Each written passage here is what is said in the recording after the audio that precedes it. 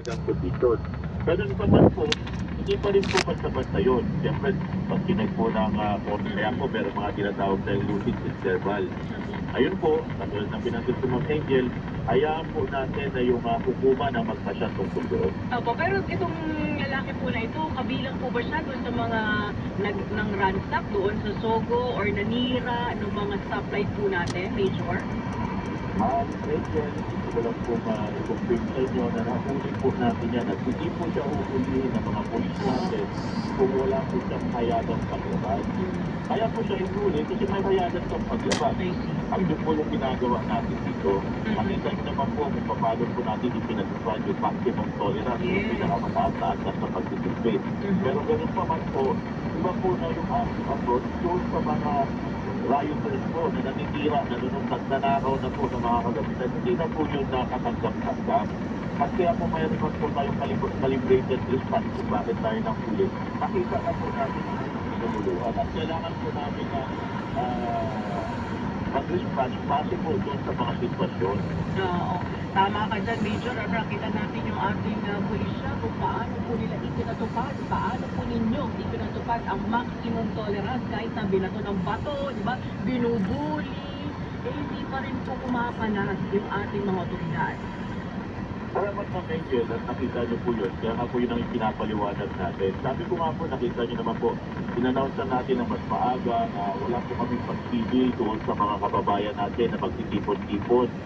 Ang hinihingi po namin yung kalmado, payapa at maayos na paglalaban po ng kanilang mga taluubin.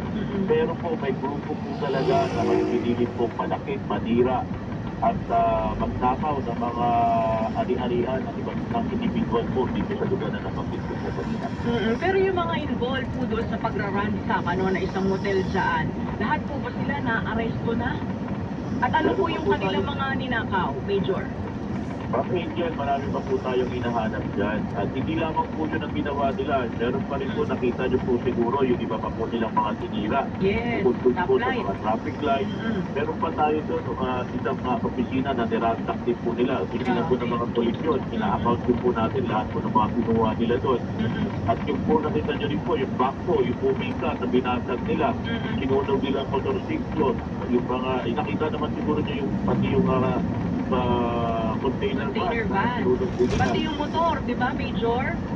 At hindi lang po yun. Sabi ko nga, yung mga pagnanakaw pong ginawa. Kaya nga sabi nga natin, hindi na po ito yung nasabi natin na mayapang protesta.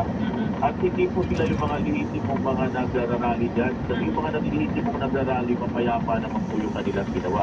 Itong mga tao na ito, ang intention po talaga nito, Ma'am Angel, ay maggulo po talaga. Manira ng mga gamit, magnakaw, ito po yung kanilang ginawa.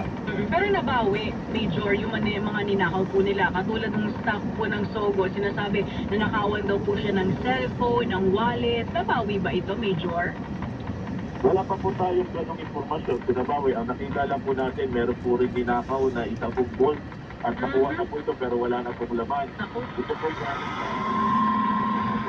sa Recto Manila, yung Sogo Hotel, pagkitin ko na po. Naari po nila yung bolt na yon. At na-recover po yan, nahuli din po yung mga kumuha niyan, kaya lang po hindi na po na-recover yung laman ng bolt.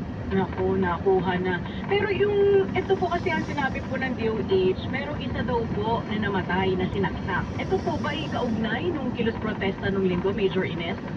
Meron na pong press release sa hapon dyan ng ating punong Luzon. Kung saan po, meron po talagang isang individual na hindi niya na po napigilan yung sarili niya. Yung po ay isa sa mga naandun sa lugar na merong isang